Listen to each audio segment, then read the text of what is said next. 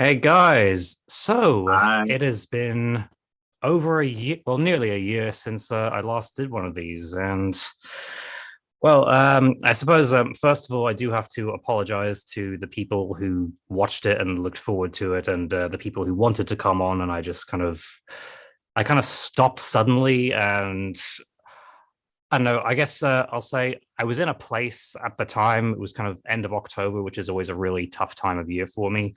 And for some reason, my mental health was just, I just meant I just could not put content out there like that as I was able to. And I just didn't think I could perform. And I guess I convinced myself that, no one watches these things anyway. But pretty much over the last few weeks, I've had like calls and messages from people who told me like how much they enjoyed them, and like a few friends who I only kind of knew in passing last year, but now like I've kind of gotten to know them better in the years, and they've said that they really looked forward to them and really hoped that they would get to do them as well. So, and a lot like this gentleman joining me right now, this is Thomas McQuillan, filmmaker extraordinaire and occasional actor as well.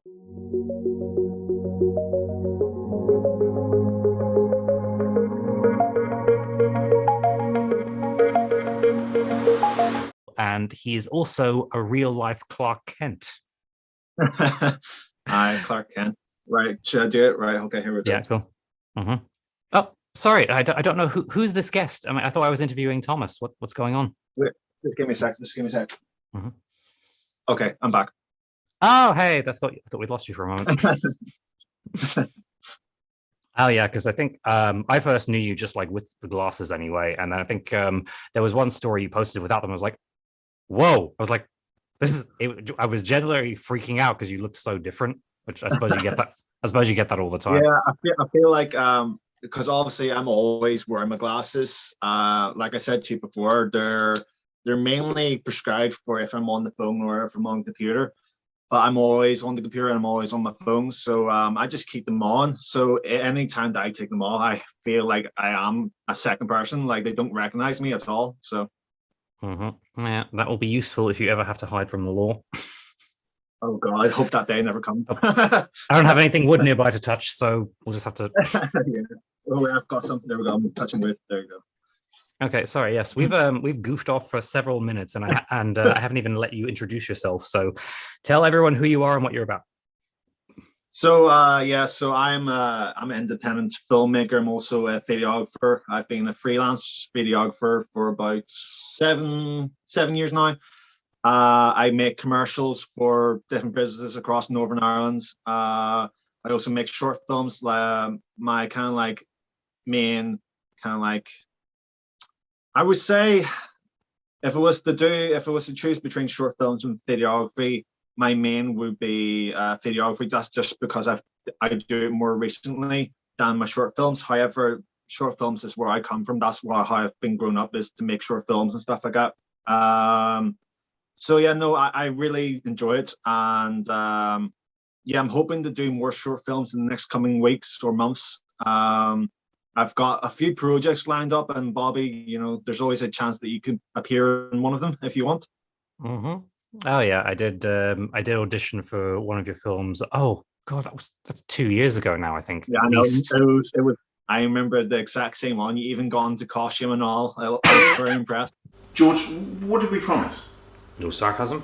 I should clarify, guys. Okay, it was people were going to a Comic Con, and it was a cosplayers. So I thought, okay, I have this thing, so I'll make that little bit of effort. And did I do a separate take where I just wasn't wearing it, or No, you wore it the entire time. I think you did like two tapes, and you wore it both times. Yeah. you said? Oh yeah, two bad takes. Yeah. It wasn't bad, Bobby. It wasn't bad. Don't put yourself down. Ah, yeah, my northern accent still needs work. I always get confused because if I say northern accent, I mean Northern Ireland. But if I say the Yeah, oh, north, no, if I say northern accent, I usually mean Northern England, and when I say the north, I mean Northern Ireland. And then when I yeah. say southern accent, I mean Southern American, and when I say the south, I mean the south of England. So Very confusing. mhm. Yeah, and Thomas also shot a couple of scenes for the showreel of our dear friend Michelle McNally, who was my Yeah. fourth or fifth guest on this. You know, shout out to Michelle, we love you. He spun, swinging the sword, as I jumped into the sword and just got sliced on my throat. There's a picture on Instagram. So before that, I I was mainly ambitious about acting. I always wanted to be an actor. Even as a kid, I saw people acting on TV or films, and I was like, oh, I've always wanted to do that. So I gave it a go, and I did some acting courses. And after a few of them, I was like, I don't really feel that good about it. I just something about it just didn't really tick. So I knew I still wanted to be involved with film somehow. So I took up a filmmaking course down at Cirque, and it was like a 1 year course. I think it was like a half a year course. And after that, I got a distinction in that, so I passed my course, and I was like, well, this is amazing. And I made some new friends, and I made short films. So I just continued to do that. And after how many years? So let's see, about by 5 years of education in film school, I graduated back in 2018 with an HND. And since then, I have made, I think it was over 10 short films. These are counting the short films outside of tech as well as inside of college. So about 10 odd short films over the past couple of years. But yeah, that's really really my story.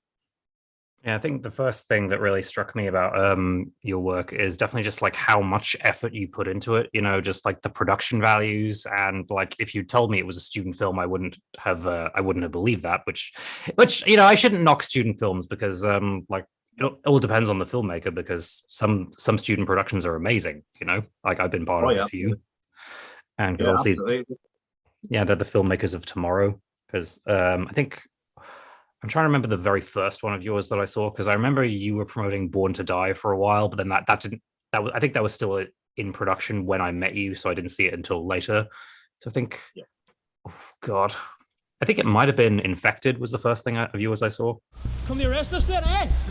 Why don't you dead or alive? Works for me. Oh, did you get him?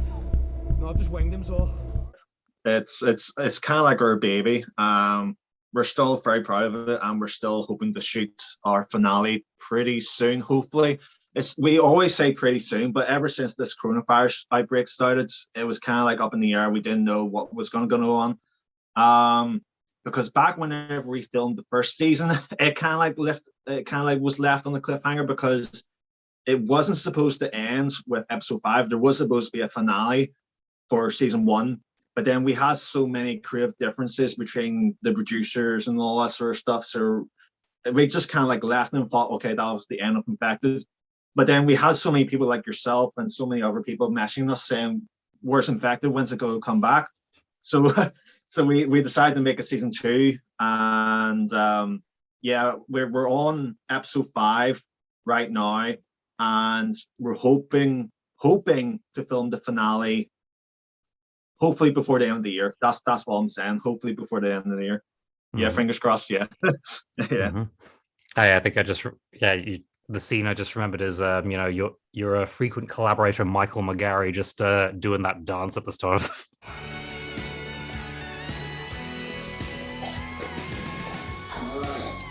the second season, first episode. Yeah. And and that was when you got the 4K camera. I mean, I'm not a camera expert, so I don't know exactly the type of model it was, but I remember you saying that you were getting it, and then as soon as I saw the first episode, that actually came afterwards. So whenever we shot that episode, it was shot on the Lumix GH5. Okay. Yeah. I only recently just got that camera you're on about, and it's a Blackmagic Pocket Cinema camera. I've been shooting that camera on a recent short film. It's a gangster short film that we're currently filming right now. And again, is another project that I need to finish off. We literally have every time that I make a film, we always leave it to the last bit, and we just completely forget about the finale, like the final part that we have to shoot. So I have this gangster film that I need to complete. I have Infected that I need to complete. There's so many projects that are just there, but just haven't been completed. It's a nightmare.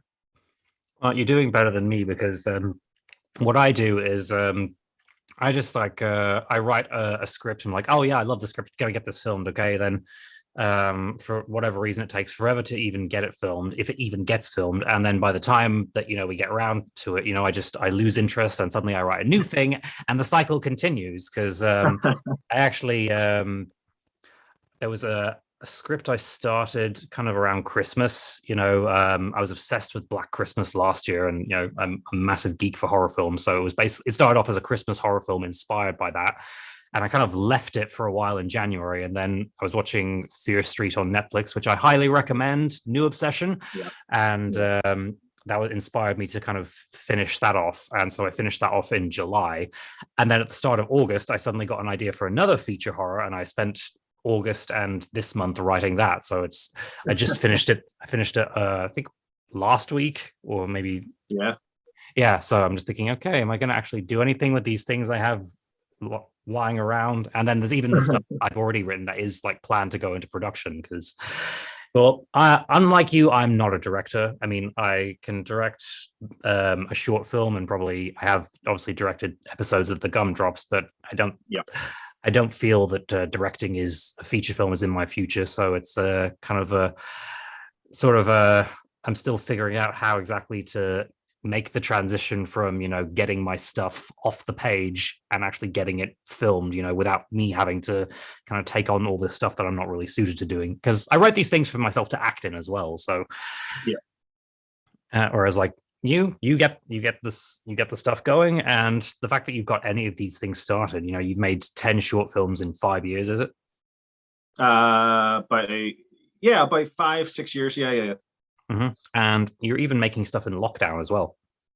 I'm guessing you saw them, my lockdown short films. Of course. Yeah. I love. Got I know. I love the one. Forgive me, I forget the title, but it's the one with Andy voicing the robot. Oh, that's my favorite one. It's Two Baxters called. Oh right, yeah. It was just like it was again. It just shows like we were forced into the lockdown. Obviously, we couldn't see anyone, and you were still shooting stuff, and it was really, really well done. I thought, it was and I was always very impressed like by the creativity of so many filmmakers during lockdown as well, because I did a few things. I did some Zoom sketches with other actors, and they were fun to do. But like you guys, like again, your stuff, like you could easily enter that into a festival and probably get into a few of them. Yeah. We have already, yeah. Well, there you go. That particular one was selected for 3 festivals, but that was about it. But oh well. I mean, that's 3 festivals, yeah. So 3 sets of audiences are going to see Andy just being the best AI butler ever. I know. See, any time that a project comes up, I'm always thinking about Andrew, because he's such a good actor, and he's such a good friend. So anything that comes up, I always ask him first, do you want to be a part of this? Obviously, it may not be the right role for him, so he sometimes turns it down, but that's completely understandable. Not every project is for everybody. So I mean, I love him so much, because he's actually going to be in Dublin now for classes for every Friday evening. And so he said that, I was like, oh yes, I'm actually, well, this will be dated by the time this goes up, but I am actually heading up to just see him for a couple of hours in a couple of days. So nice. Yeah, because I think the last 2 times I've seen him, like obviously he was doing classes last year in Dublin, and I was able to get up to see him in between lockdowns. And then right before that, he came down like to see me kind of around my birthday. And that previous day in particular, it's like, I don't know how long I was with him for. I think we went around like to McDonald's, and then we went around to a pub and just sat in there for a few hours. And I think it might have even been 2 hours that passed by, and neither of us looked at our phones once, because like I was just. And that's a big deal for me. I'm fucking glued to the phone all the time. It's even just off camera right there. It's like it's just there. Yeah, but that's just what a great person he is. He's just when you just have a Well, I mean, you as well. You're a wonderful person to talk to, because I remember Oh, thank you. it was, I think it was February 2019 or something, and I just instinctively went up to Belfast for the day just to see you Yeah. and the famous George. Yeah, I remember that day as well. You came for a coffee episode and didn't have a coffee. Yeah, I think, yeah, I justified, like taking the day off by saying like, okay, I'm gonna be in like a vlog or something, so that does technically count as self-promotion for my career. Yeah, yeah. Yeah, probably wasn't very well thought out, but I did enjoy the day, and Oh, I actually referenced that incident in my interview that I filmed a year ago, but it just went up last week. Okay, he was originally raised in Africa, so once I realized, I was like, so George, if you're from Africa, why are you white? yeah. I love that. I love that film. Oh yeah. Oh, sorry. I'm talking way too much about myself now. Like we got to go back to you. This is all about you. Oh no, it doesn't have to be all about me, Bobby. Mm-hmm. Oh well. Yes. Yeah. So I might as well ask you about Born to Die as well.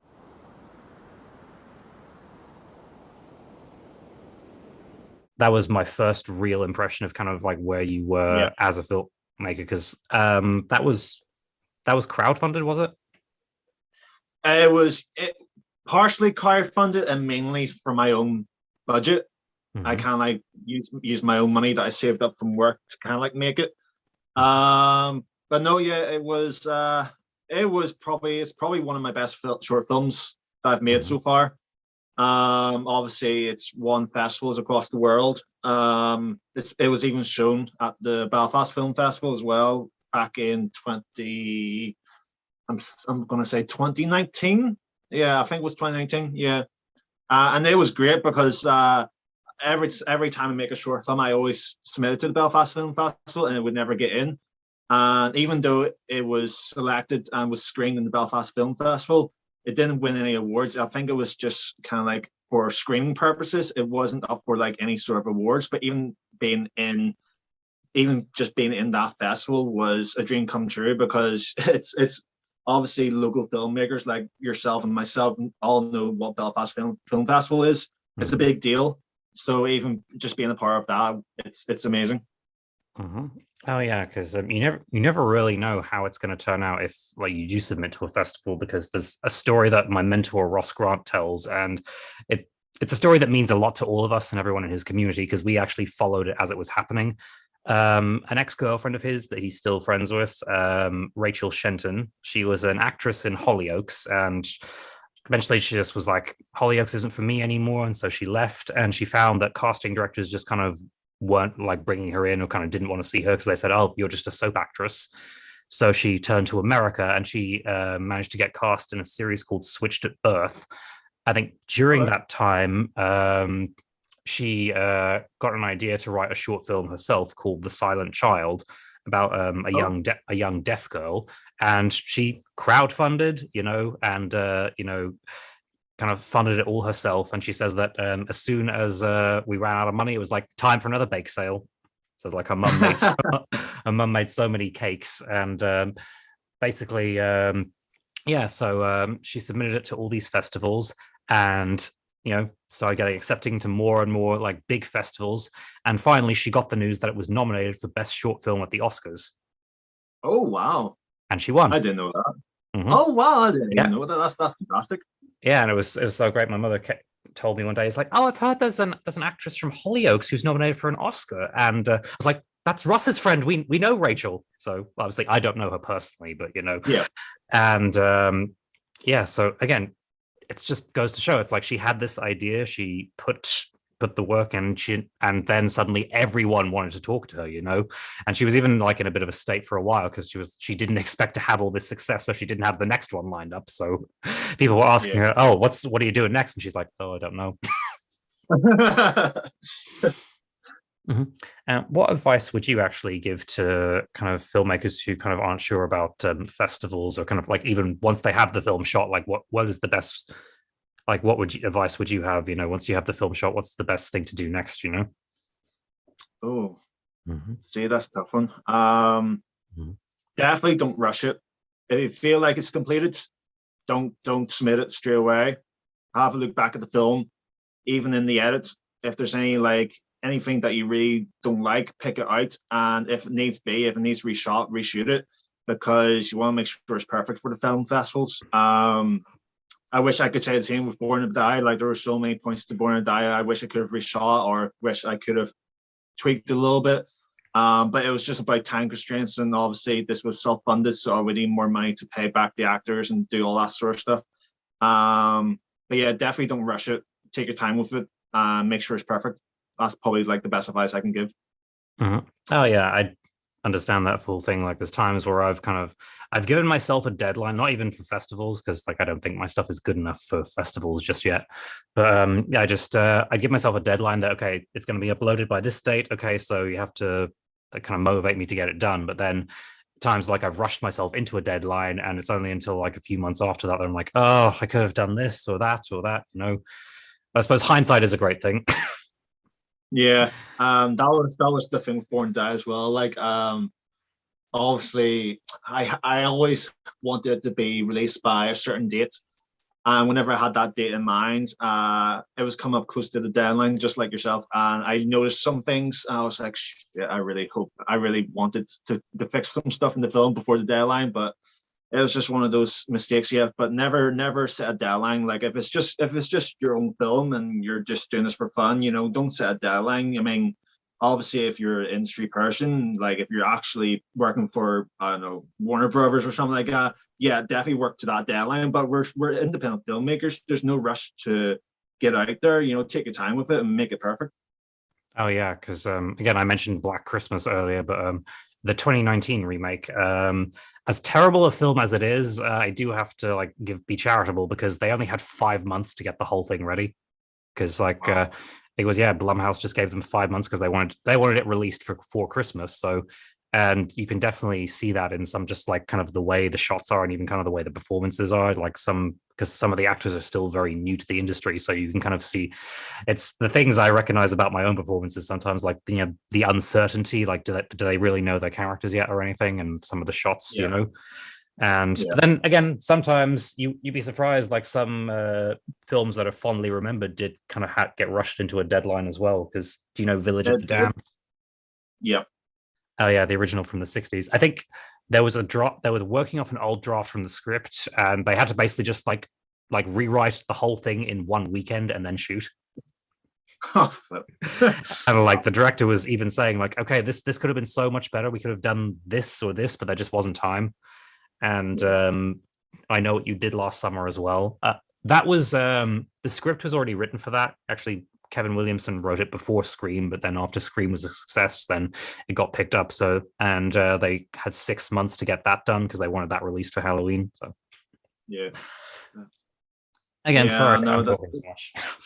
No. I enjoy talking like this. Yeah, I mean, it's just up to the industry. Like, obviously, you know, the film industry, especially the producers, they're always thinking about the money. They don't care about what it looks like, just as long as it gets out there and makes money.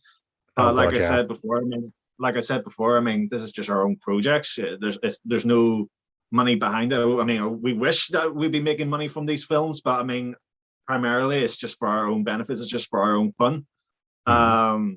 So even if it is like, you think you've got the final draft of the script done, look over it again and again and again, make sure it's perfect, make sure you're exactly sure that it's right.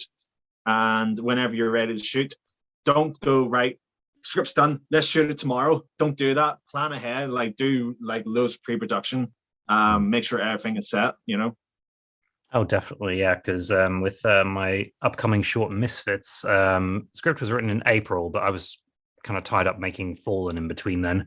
And but even like once Fallen was wrapped, that was wrapped at the end of June, and we did have to be delayed by just like some real life circumstances that were out of our control. But even then, like what we're doing is because it's 7 cast members and it's very character driven. So what we have is we have an acting coach, my lovely friend Zeke Weldon from Georgia. Shout out Zeke.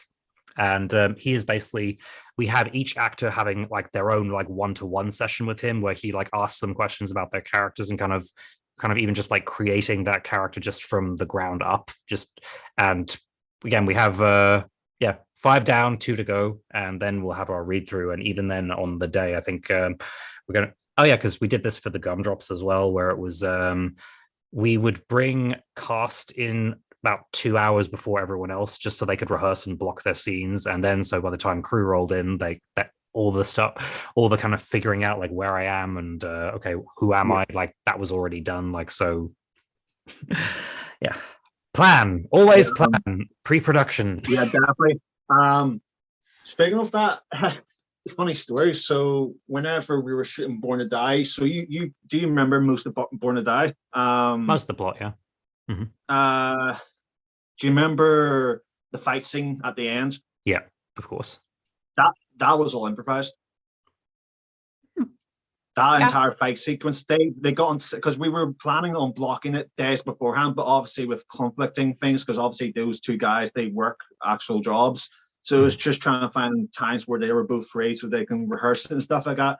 So on the day, they were just, they took like about an hour on set, and they were just doing like a rough kind of like blocking sequence on how they're going to do the fight.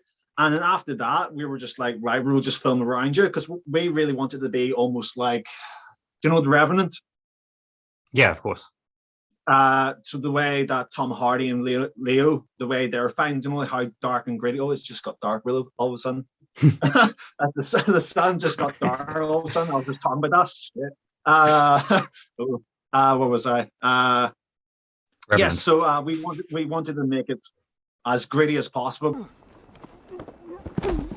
So we wanted to get that aggression across. So we were just like, right, Robbie, if you two know how you're gonna do this fight sequence, we'll just film around you. So all of that was just improvised, and I loved it. I don't know if anyone else really liked that sequence, but it's probably one of my favorite sequences in the film, hands down, because it's just the way our cinematographer, Steve Early, shout out to Steve Early, he is a great guy. The way he kind of like moved around and in his head, like this was all improvised. He knew in his head what angles to get, what movement to get, and yeah, it just turned out great. Oh yeah, I think I remember watching it and thinking, yeah, I have to rewatch the fight scene as well, like with that in mind, because I do remember being impressed by it. So quit it. Have you ever had any other like great like unscripted moments in your films? Because sometimes they are just amazing when they happen. There has been a few, but I'm trying to remember which ones were the best. Obviously, there's the one in Born to Die, which was great. Another one from Born to Die, actually, there was a so this actually wasn't scripted, but before that fight sequence I was telling you about, there was that dialogue between him and his son before that fight sequence, and it's pretty much it's another big spoiler bit where it kind of like they have this big moment, and I just let them two work ahead. I just told them, if you can't remember the whole dialogue, just improvise as much as you can, but try and keep it along the same sort of lines, if you know what I mean. And it was so emotional, even afterwards. That's what's wrong with you. The other actor that Robbie is talking to, he's called Jack, and Jack plays his son, and it's a very emotional dialogue. And I didn't expect this from Jack whatsoever, but he cried, and it was so beautiful because I could just feel the emotion in his face. It was such an incredible experience watching it, and from a director's point of view, it was just so amazing to watch these two actors do that. And that entire bit was also, I think, like majority of that was all improvised, and I think that was probably one of my best bits as well. Mm-hmm. Oh yeah, because I was recently working on my own zombie film called Here They Come. Shout out to the director Sean Bryant. Can't wait to see it. But yeah, I remember he had a couple of scenes that were, I think we had to wait on something else to come in before we could shoot our dialogue scene. So he just kind of to make up for time, he was shooting B-roll anyway. And the actress Sinead Cassidy Holt, who Bow Street trained and shows it off very well.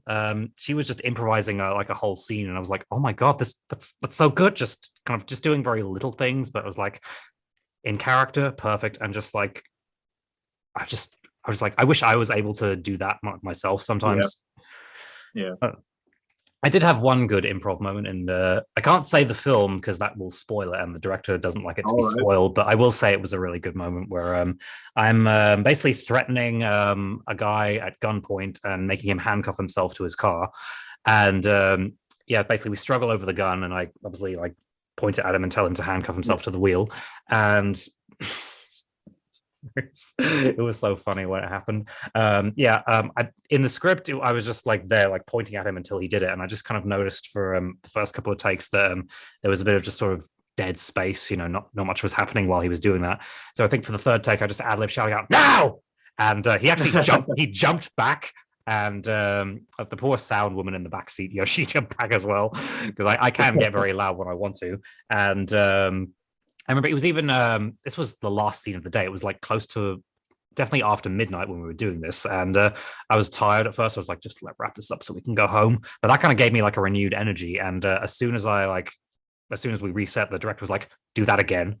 And then the other actor started ad libbing, saying like, "Oh, you kinky fucker." And it was just like, it just made the scene like even better. And it gave me the energy that I needed. I was like, yep, I don't care. Like, let's do this so many times just until we get it right. Because that, again, it was just fun. Do you have any projects that you want in the pipeline that you want to promote that you haven't said already? Well, like I mentioned, we're currently finishing off this gangster short film.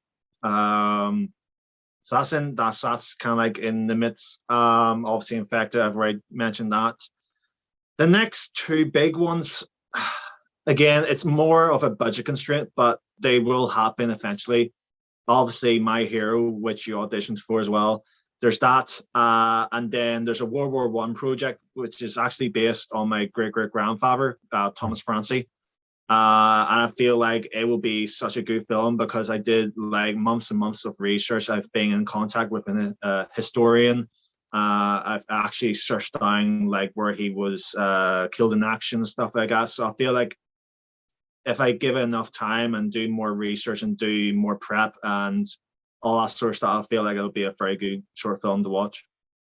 Now, all your films are good. So do you have anything to say to any advice to filmmakers who may have kind of had their confidence shaken by the pandemic, or just, aren't really sure of what to do, or, just kind of, do you have any advice to anyone? Well, regarding to the pandemic, don't be afraid. You can do so many stuff, even in your own home, even in your own room. There's so many ideas you can play about with, even in your own room. It could be a guy stranded in his room for days. It's almost like a survival movie. There's one idea already. Don't get pressured because of the pandemic. There's so many opportunities, even in your own home. About confidence, I mean, I've always been knocked down. Like sometimes even whenever I show someone a script, they may give me criticism, but you just have to take it by the nose, and don't get offended. It's everybody's opinion. What matters is that what you think about the script doesn't matter what other people think. That's just their opinions. Like say for example, actually, My Hero. So I've been sent out to many people asking for advice on what maybe they think I do to improve it or make it better. And they usually send me about maybe 5 or 6 paragraphs of what I could do and what I shouldn't do. But again, I just take it as advice. Don't take it personally. If you feel like you want to keep it the way it is, keep it the way it is. It's your film. It's your trademark. But just keep going for it. If you want to make something, go for it. Don't let anyone stop you. That's probably my best advice.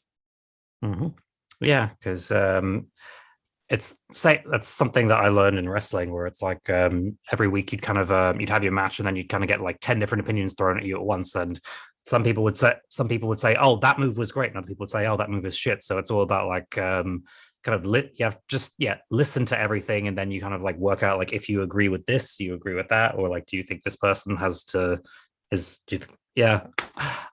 I had a point there, and my shaky grip on the English language just but it's fine. That's fine.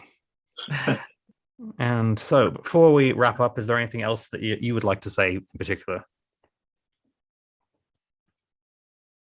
Mainly, thank you for having me. I've been watching all these interviews that you've done for months now. Really? I especially love the ones with Michelle and Andrew, so it's great to be a part of it, and thanks for having me.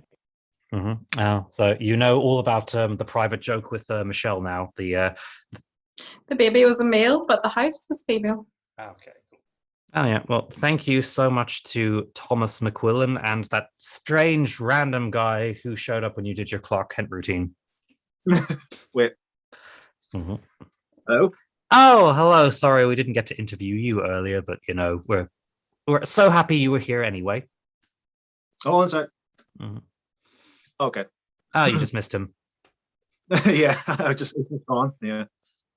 Okay, so thank you to anyone who didn't give up on me and continue to watch and enjoy my interviews. You know, I will do my best to bring them back to you and kind of raise the quality significantly. And we love you guys. Stay safe. Bye.